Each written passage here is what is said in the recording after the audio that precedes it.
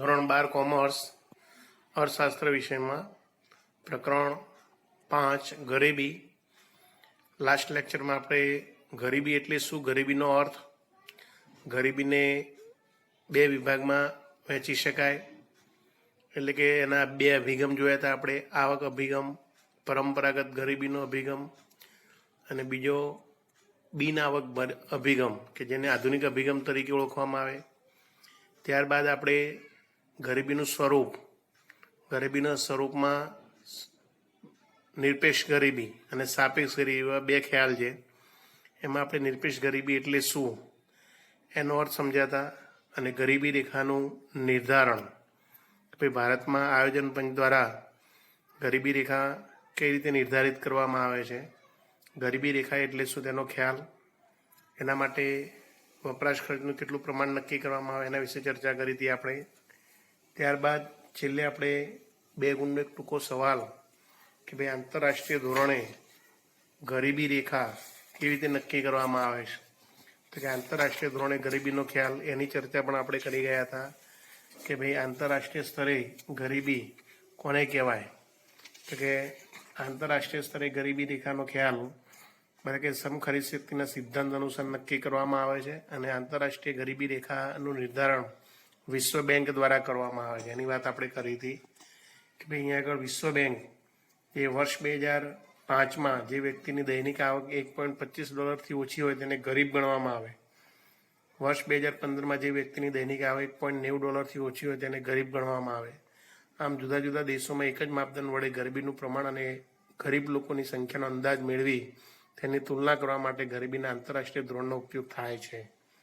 તો આપણે એની ચર્ચા ગયા લેક્ચરમાં કરી ગયા હતા. હવે આજે એક નાનો બીજો સવાલ આપણે જોઈશું કે ભાઈ ભારતમાં નિરપેક્ષ ગરીબીનું પ્રમાણ, તમને આવો ટૂંકો પ્રશ્ન પરીક્ષામાં પૂછાય કે ભાઈ ભારતમાં નિરપેક્ષ ગરીબીનું પ્રમાણ જણાવો, તો કે નિરપેક્ષ ગરીબીનું પ્રમાણ કેટલું છે, તો કે અહીંયા આગળ નેશનલ સેમ્પલ સર્વે ઓર્ગેનાઇઝેશનના 68માં રાઉન્ડ 2011-12માં એમણે સંયુક્ત કુટુંબ દીઠ ખર્ચના આંકડાનો ઉપયોગ કરતા તેંડુલકર સમિતિએ એક અંદાજ આપ્યો હતો કે ભાઈ ભારતમાં વર્ષ 2004-05માં નિરપેક્ષ ગરીબીનું પ્રમાણ 37.2% હતું, જે વર્ષ 2011-12માં ઘટીને 21.9% થયું હતું.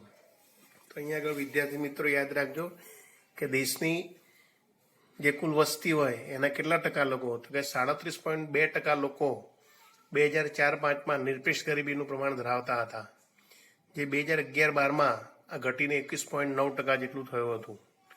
આપણે જાણીએ છીએ કે ભાઈ 2004-05 કરતાં 2011-12માં ઘટ્યું છે, તો કે સરકાર જે વિવિધ પ્રકારની ગરીબી રેખા દૂર કરવા માટે આયોજન રૂપી પગલાં લે છે, યોજનાઓ રજૂ કરે છે, કે બીજું કે લોકોની આર્થિક સ્થિતિમાં ધીમે ધીમે સુધારો થાય છે, લોકોની માથાદીઠ આવકમાં ધીમે ધીમે વધારો થાય, જીવન ધોરણ સુધરતું જાય છે, એને કારણે ગરીબીનું પ્રમાણ હવે ધીમે ધીમે ઘટી રહ્યું છે.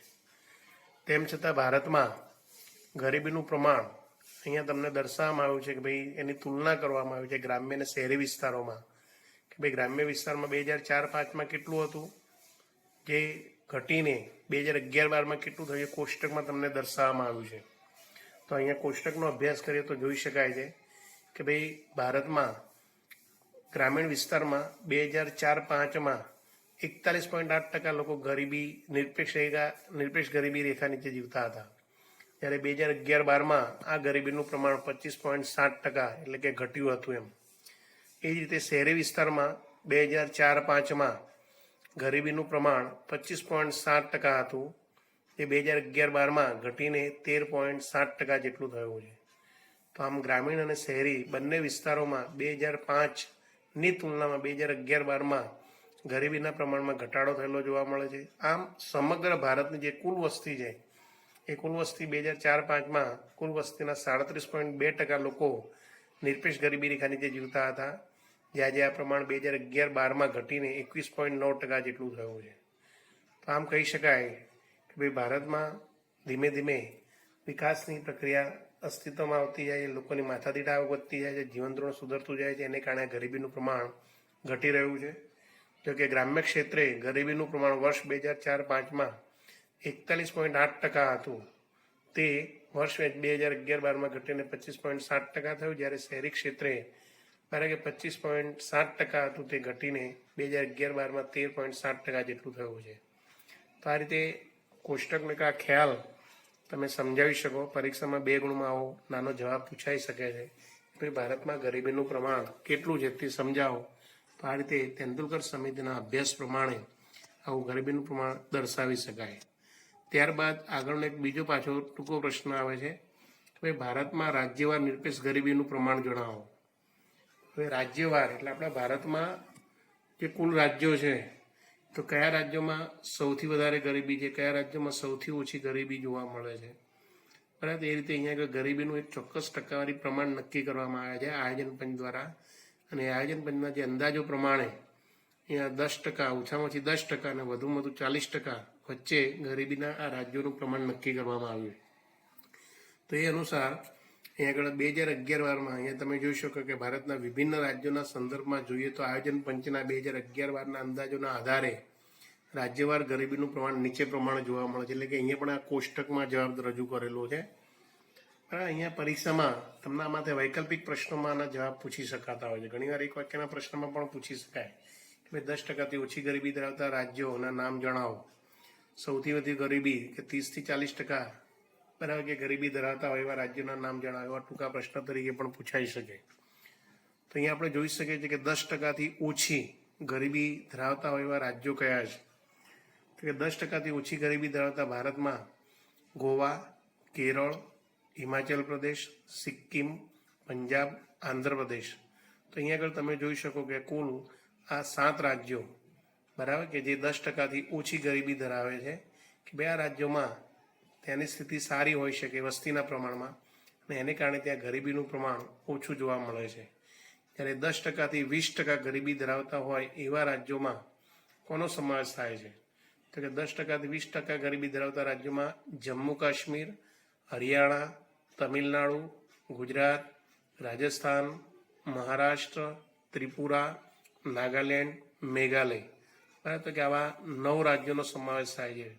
તો ફરી એકવાર યાદ રાખજો કે 10%થી 20% ગરીબી ધરાવતા રાજ્યો જમ્મુ કાશ્મીર, હરિયાણા, તમિલનાડુ, ગુજરાત, રાજસ્થાન, મહારાષ્ટ્ર, ત્રિપુરા, નાગાલેન્ડ અને મેઘાલય. તો આ જુદા જુદા 9 રાજ્યો કે જે 10%થી 20% જેટલી ગરીબી ધરાવતા રાજ્યો છે. જ્યારે 20%થી 30% ગરીબી ધરાવતા રાજ્યોમાં પશ્ચિમ બંગાળ, મિઝોરમ, કર્ણાટક અને ઉત્તર પ્રદેશનો સમાવેશ થાય છે. તો કે આ રાજ્યોમાં, બરાબર, કે ભાઈ થોડું ગરીબીનું પ્રમાણ વધુ જોવા મળે છે, કારણ કે 20%થી 30%ની વચ્ચે આ રાજ્યો આવે છે. તો આ રાજ્યો, કારણ કે વધુ ગરીબી ધરાવતા કહી શકાય છે પશ્ચિમ બંગાળ, મિઝોરમ, કર્ણાટક અને ઉત્તર પ્રદેશ, 4 રાજ્યો. જ્યારે 30%થી 40% એટલે સૌથી વધુ ગરીબી ધરાવતા રાજ્યોમાં આમનો સમાવેશ થઈ શકે છે. તો કે મધ્યપ્રદેશ, અસમ, ઓડિશા, બિહાર, અરુણાચલ પ્રદેશ, મણિપુર, ઝારખંડ, છત્તીસગઢ. તો આવા જુદા જુદા આ 8 રાજ્યો કે જે સૌથી વધુ ગરીબી ધરાવતા રાજ્યો છે. અહીંયા આગળ 2015-16નો જે આર્થિક સર્વે કરવામાં આવ્યો છે એ પ્રમાણે ભારતમાં 10%થી ઓછી અને 40% સુધી ગરીબી ધરાવતા એવા રાજ્યોનો અહીંયા આગળ અભ્યાસ કરવામાં આવ્યો છે. તો આના ઉપરથી તમે પરીક્ષામાં આવો ટૂંકો પ્રશ્ન પૂછી શકાય કે ભારતમાં સૌથી ઓછી ગરીબી ધરાવતું રાજ્ય કયું છે. તો આના ઉપરથી આપણે કહી શકીએ કે ભારતમાં સૌથી ઓછી ગરીબી ધરાવતું રાજ્ય તો કે ગોવા કહી શકાય છે. અને સૌથી વધુ ગરીબી ધરાવતું રાજ્ય કયું તો કે છત્તીસગઢ તરીકે ઓળખવામાં આવે છે. તો આ યાદ રાખજો કે વર્ષ 2013માં પ્રકાશિત થયેલ વાર્ષિક અહેવાલ મુજબ ભારતના વિભિન્ન રાજ્યોમાં સૌથી ઓછી ગરીબી ધરાવતું રાજ્ય 5.09% સાથે ગોવા રાજ્ય હતું. અંડરલાઈન કરજો, આ વાક્ય અહીંયા ચોપડીમાં પણ આપેલું છે. ટૂંકા પ્રશ્ન તરીકે વૈકલ્પિક પ્રશ્નમાં પણ પૂછી શકાય. તો કે ભારતમાં સૌથી ઓછી ગરીબી ધરાવતું રાજ્ય ગોવા, જ્યાં ગરીબીનું પ્રમાણ 5.09%. એ કુલ વસ્તીના ત્યાં 5.09% લોકો ગરીબી રેખા નીચે જીવે એમ કહી શકાય. જ્યારે સૌથી વધુ ગરીબીનું પ્રમાણ 39.93% સાથે છત્તીસગઢ રાજ્ય છે. બરાબર, તો યાદ રાખજો કે ભારતમાં સૌથી વધારે ગરીબી કયું રાજ્ય ધરાવે છે તો કે છત્તીસગઢ. કેટલું પ્રમાણ છે તો કે 39.93% જેટલી. તો આ રીતે ભારતમાં સૌથી વધુ અને સૌથી ઓછું ગરીબીનું પ્રમાણ કયા રાજ્યમાં છે એ બંને પ્રશ્ન તરીકે યાદ રાખવા. ટૂંકા પ્રશ્ન વૈકલ્પિકમાં પૂછી શકાય. અને આ રીતે આખવા જે આ પ્રશ્ન કે ભાઈ ભારતમાં રાજ્યવાર મારે કે નિરપેક્ષ ગરીબીનું પ્રમાણ કેટલું છે તે દર્શાવતો આવો ટૂંકો પ્રશ્ન પૂછાય 2 ગુણમાં, તો આ કોષ્ટક તમારે યાદ રાખવું. આ કોષ્ટકમાં 10%થી ઓછી ગરીબી ધરાવતા, 10%થી 20% ગરીબી ધરાવતા રાજ્યો, 20%થી 30% અને 30%થી 40%, આ રીતે અહીંયા આગળ 4 ભાગ પાડીને અહીંયા જુદા જુદા રાજ્યવાર સ્થિતિ દર્શાવવામાં આવી શકે છે. ત્યારબાદ આગળનો પ્રશ્ન આપણે જોઈએ હવે કે ભાઈ સાપેક્ષ ગરીબી. વિદ્યાર્થી મિત્રો યાદ રાખો, આપણો પ્રશ્ન ચાલુ જ છે. આપણે આગળ વાત કરી હતી કે ભાઈ ગરીબીનું સ્વરૂપ સમજાવે એ પ્રશ્નની ચર્ચા કરતા હતા આપણે. તો કે ગરીબીના સ્વરૂપમાં આપણે સૌથી પહેલા ખ્યાલ આપણે કયો જોયો હતો કે ભાઈ ગરીબીને કેટલા ભાગમાં વહેંચી શકાય છે? 2 ભાગમાં, સાપેક્ષ ગરીબી અને નિરપેક્ષ ગરીબી. તેમાં સૌથી પહેલા આપણે નિરપેક્ષ ગરીબીનો ખ્યાલ જોયો હતો કે ભાઈ નિરપેક્ષ ગરીબી કોને કહેવામાં આવે. બરાબર, તો એની વ્યાખ્યા પણ આપણે જોઈ ગયા હતા કે ભાઈ નિરપેક્ષ ગરીબી એટલે બરાબર કે ભાઈ નિરપેક્ષ ગરીબી કોને કહેવાય એના વિશે આપણે ચર્ચા કરી ગયા કે ભાઈ જીવનની લઘુત્તમ જરૂરિયાતો સંતોષવા માટે જરૂરી ચીજ વસ્તુની સેવાઓ ખરીદવા માટે નક્કી કરવામાં આવેલ આવક અને ખર્ચની લઘુત્તમ સપાટી જાળવવા સમર્થ ન હોય તેવો વર્ગ એને નિરપેક્ષ ગરીબી તરીકે ઓળખવામાં આવે છે. આ નિરપેક્ષ ગરીબીને સંપૂર્ણ ગરીબી તરીકે પણ ઓળખવામાં આવે છે. આ ચર્ચા આપણે કરી ગયા. ત્યાર પછી હવે આપણે બીજો વિભાગ જોઈશું, સાપેક્ષ ગરીબી. સાપેક્ષ ગરીબી એટલે શું? તો કે સામાન્ય રીતે આ સાપેક્ષ ગરીબીનો ખ્યાલ દુનિયાના વિકસિત દેશોમાં જોવા મળે છે. વિકસિત એવા કયા? તો કે અમેરિકા, ઇંગ્લેન્ડ, બ્રિટન છે, બરાબર કે આવા દેશોમાં, બરાબર ઓસ્ટ્રેલિયા જેવા દેશોમાં, વિકસિત દેશોમાં સાપેક્ષ ગરીબીનો ખ્યાલ જોવામાં આવતો હોય છે. અહીં આગળ સાપેક્ષ ગરીબી એટલે શું, તો એની વ્યાખ્યા આપણે સમજીએ પહેલાં. તો કે નિરપેક્ષ ગરીબીના ખ્યાલમાં પાયાની લઘુત્તમ જરૂરિયાતો સંતોષવા માટે જરૂરી લઘુત્તમ વપરાશી ખર્ચને ધ્યાનમાં લેવામાં આવે છે. બરાબર, આપણે નિરપેક્ષ ગરીબીનો ખ્યાલ જોયો તો એમાં શું જોયું હતું આપણે? તો કે વ્યક્તિને જીવન જીવવા માટે લઘુત્તમ જે પાયાની જરૂરિયાતો કહેવાય છે, પાયાની લઘુત્તમ જરૂરિયાતો સંતોષવા માટે જરૂરી લઘુત્તમ વપરાશ ખર્ચ કેટલું કરે છે એ ધ્યાનમાં રાખીને વ્યક્તિ નિરપેક્ષ રીતે ગરીબ છે કે નહીં એ રીતે નક્કી કરવામાં આવે છે. ત્યારે સાપેક્ષ ગરીબીના ખ્યાલમાં સમાજમાં જુદા જુદા વસતા જુદા જુદા વર્ગો વચ્ચે થતી આવકની અસમાનતા એટલે કે અસમાન વહેંચણીને ધ્યાનમાં લેવામાં આવે છે. બરાબર કે ભાઈ અહીંયા આગળ સમાજમાં લોકો આવક પ્રાપ્ત કરે છે પણ આવકની તુલના કરીને બરાબર કે વ્યક્તિ ગરીબ છે કે નહીં એ રીતે સાપેક્ષ ખ્યાલ આ રીતે રજૂ કરવામાં આવતો હોય છે. તો આના પરથી અહીંયા આગળ એક એવી વ્યાખ્યા આપી શકાય છે કે ભાઈ સમાજમાં જુદી જુદી આવક ધરાવતા બરાબર કે સમાજના અન્ય વર્ગોની તુલનામાં કોઈ એક વર્ગની આવક ઓછી હોવાની સ્થિતિને સાપેક્ષ રીતે ગરીબ છે તેમ કહેવામાં આવે છે. ફરી એકવાર યાદ રાખજો વ્યાખ્યા શું લખી શકાય? તો કે જુદી જુદી આવક ધરાવતા સમાજના અન્ય વર્ગોની તુલનામાં કોઈ એક વર્ગની આવક ઓછી હોવાની સ્થિતિને સાપેક્ષ ગરીબ કહેવામાં આવે છે, સાપેક્ષ ગરીબી તરીકે ઓળખવામાં આવે છે. આમ આવકની અસમાનતાની સ્થિતિ જાણવા માટે આ સાપેક્ષ ગરીબીનો ખ્યાલ ઉપયોગી છે.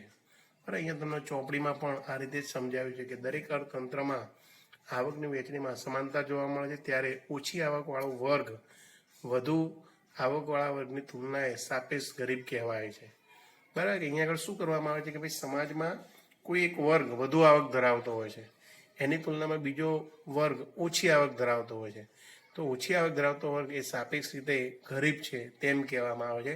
તો આ રીતે સાપેક્ષ ગરીબીના ખ્યાલને ધ્યાનમાં લેવામાં આવે છે. હવે આ સાપેક્ષ ગરીબી કઈ રીતે નક્કી કરવામાં આવે છે? તો કે સાપેક્ષ ગરીબીના અભ્યાસ માટે સમાજના લોકોને જુદા જુદા આવક જૂથોમાં વિભાજિત કરી આવકની વહેંચણીની અસમાનતાના સંદર્ભમાં અભ્યાસ કરવામાં આવે છે. અહીં આગળ સમાજના લોકોને એમની આવક પ્રમાણે વિભાજિત કરવામાં આવે છે અને પછી કોઈ એક વ્યક્તિની આવક વધુ છે એની તુલનામાં બીજા વ્યક્તિની આવક ઓછી હોય તો એ વ્યક્તિ સાપેક્ષ રીતે ગરીબ કહેવાય. હવે આ વ્યક્તિ જે ગરીબ છે એની તુલનામાં બીજા વ્યક્તિની આવક પણ ઓછી હોય, એનાથી ઓછી હોય તો એ વ્યક્તિને સાપેક્ષ રીતે ગરીબ ગણવામાં આવતો હોય છે. તો આ રીતે સાપેક્ષ ગરીબી સમાજના જુદા જુદા આવક જૂથોના આવક સ્તરોની તફાવતની કક્ષા દર્શાવે છે.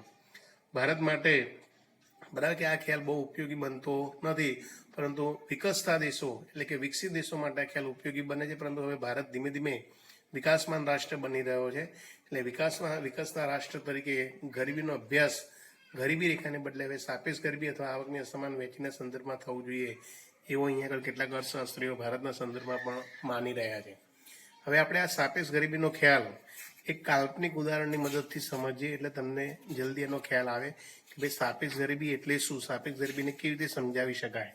તેનું ઉદાહરણ અહીંયા આગળ સાપેક્ષ ગરીબીનું તમને બુકમાં આપ્યું છે, એ પ્રમાણે આપણે બુકમાં જ સમજીએ એટલે તમને જલ્દી ખ્યાલ આવે કે ભાઈ સાપેક્ષ ગરીબીના ખ્યાલમાં આ રીતે સમાજમાં બરાબર કે ભાઈ જે અથવા કોઈ વસ્તી, દેશની જે વસ્તી એને જુદા જુદા 5 જૂથમાં વહેંચી દેવામાં આવે છે કે ભાઈ જૂથ 1, જૂથ 2, જૂથ 3, જૂથ 4, 5. તમે ABCD એવું લખો તો પણ ચાલે. અને બાજુમાં તમને વાર્ષિક આવક રૂપિયામાં દર્શાવવામાં આવી છે. દાખલા તરીકે જૂથ 1 કે ભાઈ એ લોકો કે 0 થી 30,000 જેટલી આવક ધરાવતા લોકો છે. જ્યારે જૂથ 2 જે 30,000 થી 1 લાખ રૂપિયા જેટલી આવક ધરાવતા છે. જૂથ 3 1 લાખ થી 3 લાખ જેટલી આવક ધરાવતા છે. જૂથ 4 3 લાખ થી 10 લાખ જેટલી આવક ધરાવતું છે. અને જૂથ 5ના જે સભ્યો છે એ 10 લાખથી વધુ આવક ધરાવતા સભ્યો છે.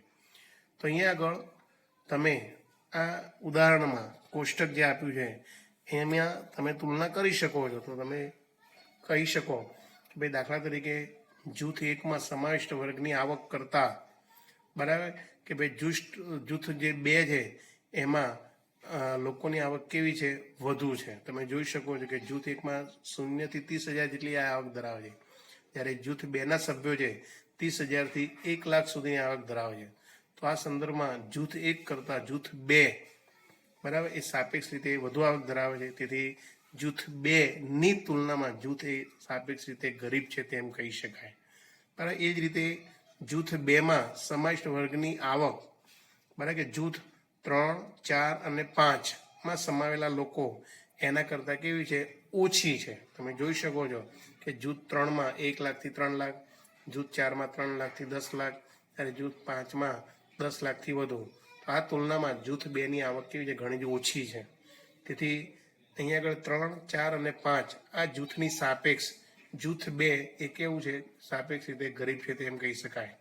તો આ રીતે સાપેક્ષ ગરીબીના ખ્યાલમાં અહીંયા આગળ 2 વ્યક્તિઓ કે 2 જૂથોની આવકની તુલના દ્વારા નક્કી કરવામાં આવતું હોય છે. તો આ રીતે કોઈ પણ દેશમાં આવકની વહેંચણી અસમાન હોય ત્યારે સમાજના એક જૂથના લોકોને જે આવક પ્રાપ્ત થાય છે તેની સરખામણીમાં બીજા જૂથના લોકોને ઓછી આવક મળે અને ત્રીજા જૂથના લોકોને એથી ઓછી આવક મળે તો આવકના આ તફાવતને આધારે સાપેક્ષ ગરીબીનું પ્રમાણ નક્કી કરવામાં આવે છે. ટૂંકમાં અહીંયા આગળ વિદ્યાર્થી મિત્રો તમે સમજી શકો છો કે ભાઈ ગરીબીની તુલના અહીંયા આગળ કેવી રીતે આવકના સંદર્ભમાં કરવામાં આવતી હોય છે. બરાબર કે અમેરિકા જેવા દેશોમાં જે વિકસિત દેશો છે ત્યાં આગળ વ્યક્તિને શું છે કે ધનિક, બધા ધનિકો હોતા નથી, બધાની આવક એક સરખી હોતી નથી. એટલે કોઈ કે વ્યક્તિની આવક વધારે છે બરાબર કે દાખલા તરીકે કોઈ એક વ્યક્તિ $10 લાખ કમાય છે બરાબર, તો બીજો વ્યક્તિ તો એનાથી કેટલી કે $20 લાખ કમાય છે. તો આમ $20 લાખ આવક ધરાવતો વ્યક્તિ એ 10 લાખની તુલનાએ સાપેક્ષે કેવો છે, ધનિક છે. તો પેલો 10 લાખ આવક ધરાવતો $10 લાખ ધરાવતો આવક વ્યક્તિ બરાબર કે સાપેક્ષ રીતે ગરીબ છે તેમ કહેવાય છે. $10 લાખ ધરાવતો હોય એનાથી પણ કોઈ વ્યક્તિ બીજી ઓછી આવક ધરાવતો હોય, $5 લાખ આવક ધરાવતો હોય, તો $10 લાખ જે ગરીબ ગણાતો હોય તો 20 લાખની સાપેક્ષે એ 5 લાખની સાપેક્ષે ધનિક કહેવાશે અને $5 લાખ ધરાવતા આવક એ સાપેક્ષ રીતે ગરીબ કહેવાય.